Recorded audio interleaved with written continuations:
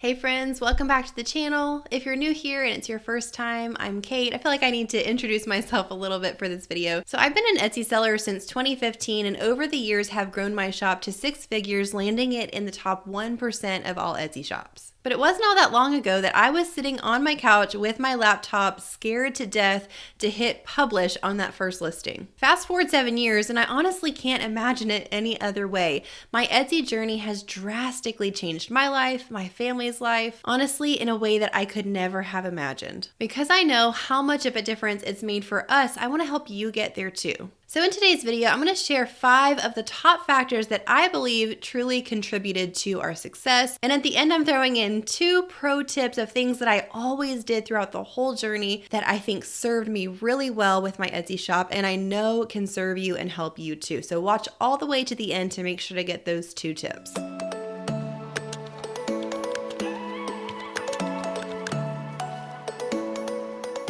Okay, so let's go ahead and dive into factor number 1 of the first thing I did that I really think helped set me up in a great way, and that was choosing a profitable product niche. If you've been around this channel, you've probably heard me say it before, but I'm going to say it again because it really is so important. Not everything is profitable on Etsy, and not every type of product sells well on Etsy. So before you ever open a shop, before you ever create a product or listing, it's up to you to do the research to figure out for Etsy specifically, because we know there's eBay and Amazon and all these other marketplaces and platforms, they all appeal to a different type of audience. So it's up to you to do that research to figure out what sells on Etsy specifically, what product niches are in demand and popular and profitable on this specific platform. I use a lot of different resources to do this type of product and niche research, including Sales Samurai, Everbee, Pinterest. There's a lot of different things you can use. And I have a few videos walking you through my process on doing this that I'll link in the description box below if you want to check that out after this video. Now, the second thing I did goes right along hand in hand with the first, and that is that I based my designs on trending and popular styles. So these are 2 separate things, but they go hand in hand. The first is more of a broad product niche. You're validating that that broad product niche actually is profitable and in demand on Etsy,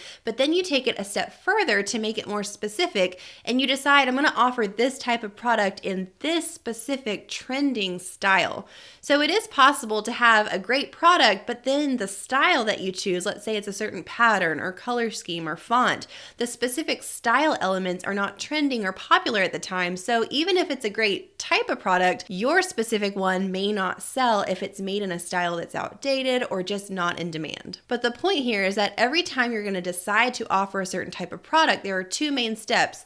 Product category niche, which is broad. You have to make sure that that's profitable and in demand on the Etsy platform. And then more specifically, offering a style that is trending and popular at the current time. You want to make sure that you're shifting with the trends as they come in and out over the years as you're on Etsy to keep ahead of what is popular and in demand. Now, a couple years into my Etsy journey, I really honed in on something specific that I think took it even further, which was seasonal and gifting items. I realized when I compared Etsy to other marketplaces like eBay and Amazon that the buyers on Etsy a lot of times come there specifically to find more thoughtful gift type items or seasonal items that can be more customized and personalized. You a lot of times can't get things like that on platforms like Amazon or eBay. So Etsy buyers specifically a lot of times are coming on to get that really personal touch. If they're looking for a really thoughtful gift for a friend or a family member, Etsy is the place. So that doesn't mean that you have to offer all products that are all personalized and only for gifts,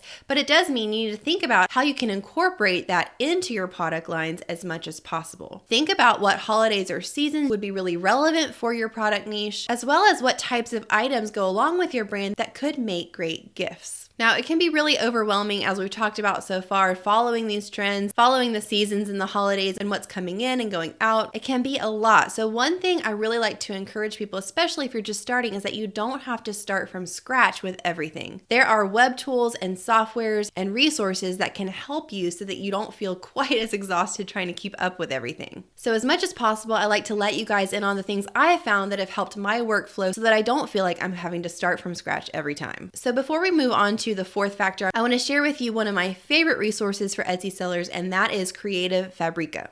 Creative Fabrica is an awesome online resource for every kind of business owner that needs any kind of graphic design. They offer so many different graphic elements and tools that can be used for pretty much any type of design that you would ever need. So I want to show you what they have to offer. If you come up here to this menu, you can see it starts with fonts. They have all of these different types of fonts that you can download. So let's say we want to look at serif, we would click on that and it shows us all of the available fonts that we can download and use in our designs. Then if we go over to graphics, they have all different types of digital graphics. So let's look here. They have SVG files, which would be cut files for laser cutters or home cutting machines like Cricuts and Silhouettes. So many different types of SVG files that are right here at your fingertips to use in your projects, as well as product mockups. So I know many of us Etsy sellers use product mockups. They have everything from t-shirts to mugs to digital design mockups. They have everything that you could need in a mockup, all different styles that are available to download and put your design on. Then they have logo elements. So if you're wanting to create your own logo or you're wanting a logo element for some type of design that you're making, they have tons of these different graphic elements that are available to be used in a logo or whatever design that you're creating. You can see under logos, if you click on illustrations, we see all different types of graphic illustrations that you can use in your projects. Then we can come up and click on backgrounds. There are tons of different digital paper and design backgrounds that you can use for several different purposes. We have everything from brick walls to wood backgrounds to honeybee designs, you name it. There is just a ton for you to use here. You can see how many pages of results there are on all of these different categories. Then let's click over to POD. This is print on demand. So if you're a print on demand seller, they have tons of print on demand assets that you can use. Everything from graphics to designs to fonts. You can see it has over 410,000 graphics in this POD graphics section.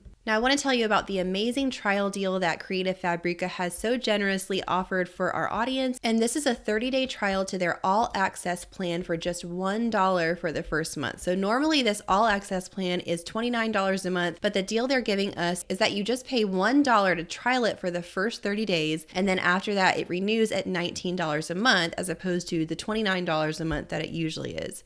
So you're getting the first month for $1 and the rest of the months at a 35% discount, which I think is amazing for all of the graphic assets you get. You get access to over 4 million designs and have unlimited download access, and it comes with a commercial license included, which means you can use anything on that all access pass for your business and commercial purposes. You can cancel at any time, no obligation, and no questions asked. So I highly recommend, if you are a business owner, that you try out this all access pass with Creative Fabrica. You will never regret not having to start from scratch and having a head start with designs that have already been created for you. If you want to try it out, I have the link in the description box below so you can click over and try that out today. I want to thank Creative Fabrica for sponsoring this portion of today's video, and I really encourage you guys to take a look because I can't stress enough how helpful it is to have resources like this so you're not feeling like you're doing everything from scratch and exhausting yourself on every single step. Okay, factor number 4 that I really feel like helped me increase my profits and get to that 6 figures was that I started buying my materials from true wholesalers. So in the beginning, I was purchasing all of my materials for what I was making from retail stores like Walmart, Target, Hobby Lobby, Michael's, and although those places can have really good sales and deals sometimes, in general, if you're trying to increase your profit margin and scale your business at all, you'll need to start looking into buying your materials wholesale from a supplier. A true wholesaler will offer materials at a steep discount and available in bulk quantities, so you can buy a lot more at one time for a lot less money. Now, a couple things to note about wholesalers. Number 1 is that you will have to be an established business with an EIN number or a tax ID number to be able to purchase from a true wholesaler. Number 2, they usually have a minimum for the order quantity or amount that you're ordering. So you'll have to order, let's say, a minimum of $100, or some have higher minimums. They might be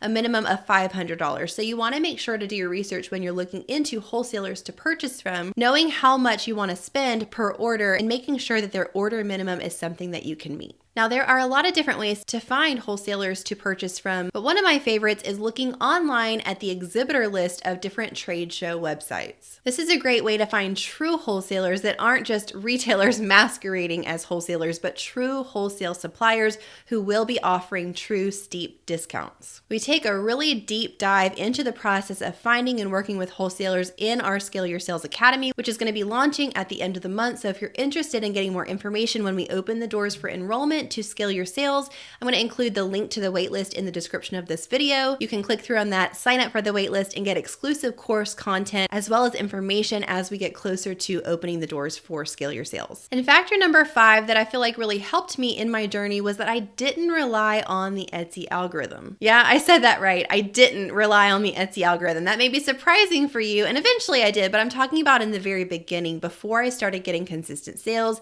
I didn't just rely on the algorithm and assume that it was just going to be showing my listings to shoppers on the platform. I had researched SEO and the algorithm enough to know that it's based a lot on sales volume. Very simply put, the more sales you make on a listing, the higher it'll boost it in the search. So if you don't have sales on a listing yet, you can't rely on the algorithm to be showing you high in the search results. I realized that if anything was going to happen, it was going to be because of me creating some momentum on other platforms and driving traffic to my Etsy shop from other places. I mainly used Facebook and Instagram, but I also had a little bit of an email list going. And I just leveraged every platform that I possibly could to start driving traffic. I did flash sales, I did giveaways, I did a lot of different things to promote and advertise and get eyes on my shop and my listings so that I could make some sales in the beginning, which then eventually registered with the algorithm at that point. And at that point, I could start relying more on the organic Etsy traffic. But in the beginning, I didn't rely on the algorithm at all. I made momentum on other platforms. Now we have a whole module in our Scale Your Sales Academy all about our 3-step marketing roadmap, which talks about all your different options for marketing and promoting, from influencer marketing to email marketing to social media to blogs. There's just so much great information for Etsy sellers who are just starting out and maybe not sure quite yet how to get traffic to your shop. So again, if you're interested in taking a deep dive into marketing and getting traffic to your Etsy shop, make sure to sign up for the Scale Your Sales waitlist using the link below. Okay, now I know you're ready for these 2 keys that I feel like were critical for our Etsy success.